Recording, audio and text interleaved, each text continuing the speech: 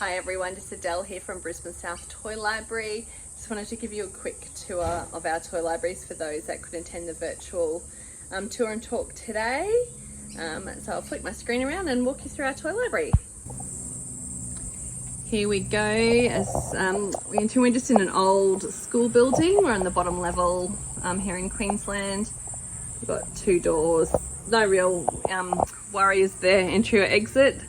We just go in either. So when members come in, they can either return their toys at this desk here, or we have that desk there, or a couple of committee on iPads as well.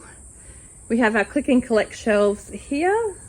So we offer up to 16 families the click and collect option. As I said, the return here.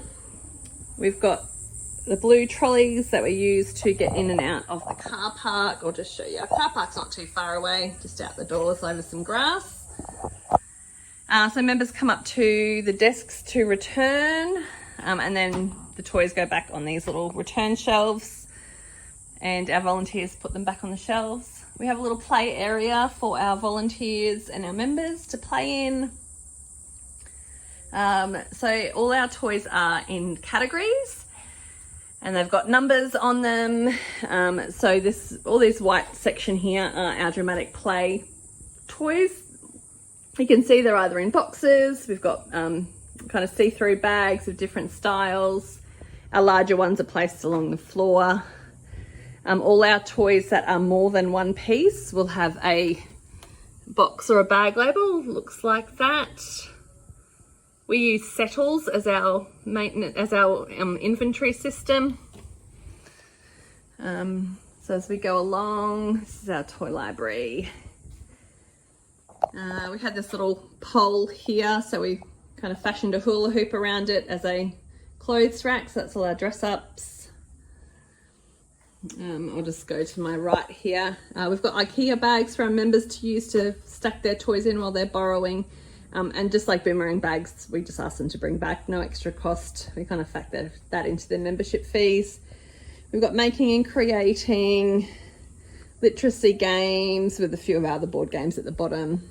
Board games, our STEM sections all here. We just received a grant to stock that up a little bit, which will be great. It's really popular. Our coordination toys. So our coordination toys are broken into two categories, kind of over 3s and under 3s. So C2s are our over 3s, but also includes all our Duplo.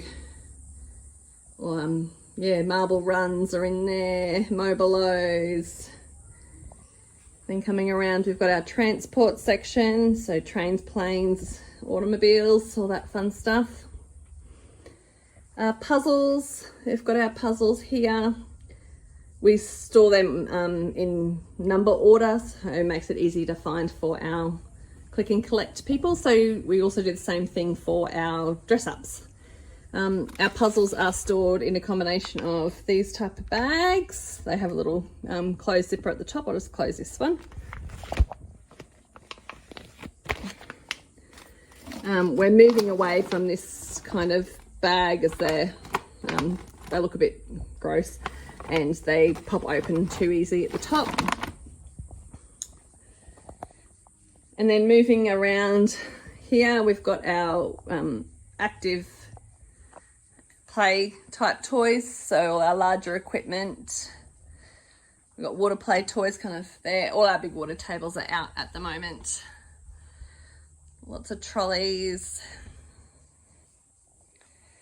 And then down this little aisle, we've got our sound toys off to the right.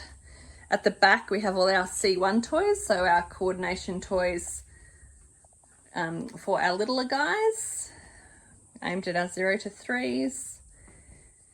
We have our interactive toys, so that's anything basically that's got lights and bells and whistles, takes a battery, that doesn't fit into a different category. For example, like a dramatic play, little people thing will go into dramatic play. We don't store any of our toys with batteries, just for safety reasons of the toy and also for the children. Then we've got our variety boxes. So these are aimed at our 6 months plus children. And within each of these boxes, there's kind of 4 to 6 different rattles, blocks, balls, any of those little toys for our beginner learners.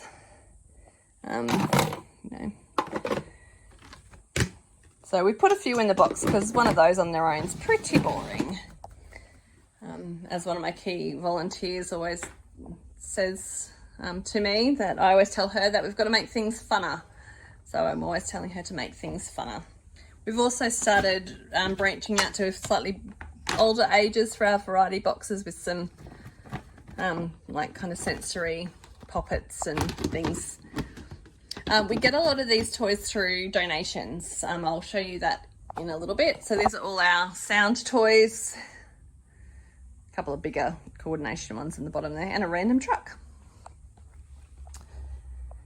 As I mentioned, all our dress ups are in number order. That's just for ease of finding for our click and collect guys. Going back up this way. That's our main desk area. I'll walk you through our little secret door just here, our wall of doors, but one actually opens.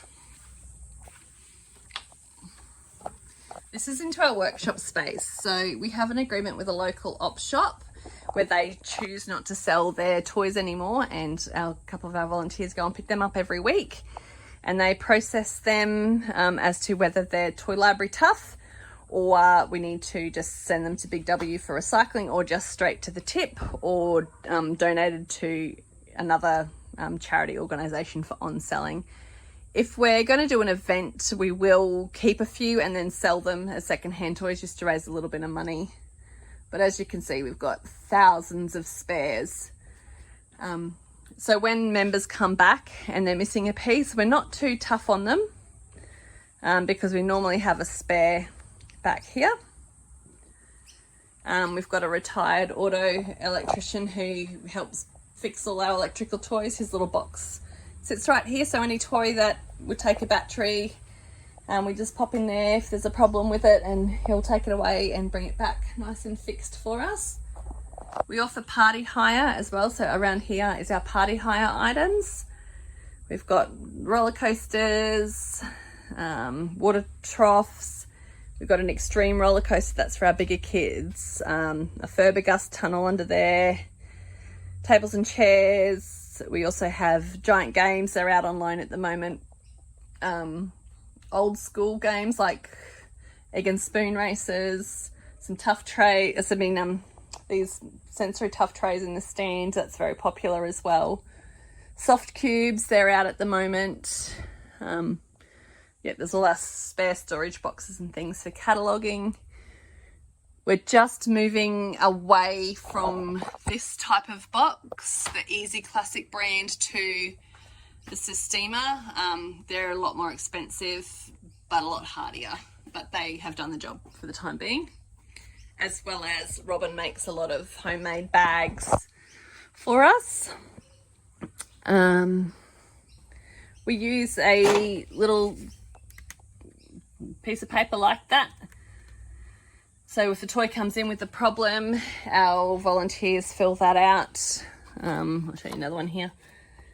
Put the toy into a fixing location on settles, and then our maintenance team will come in one day and do what they can with the toys to try to get them back out on the shelves. So during a session, if a member comes in with a toy that needs fixing, we'll just fill this out, kind of pop it in this pile, or if we can find space in the workshop, it goes in there. Yeah, so that is it.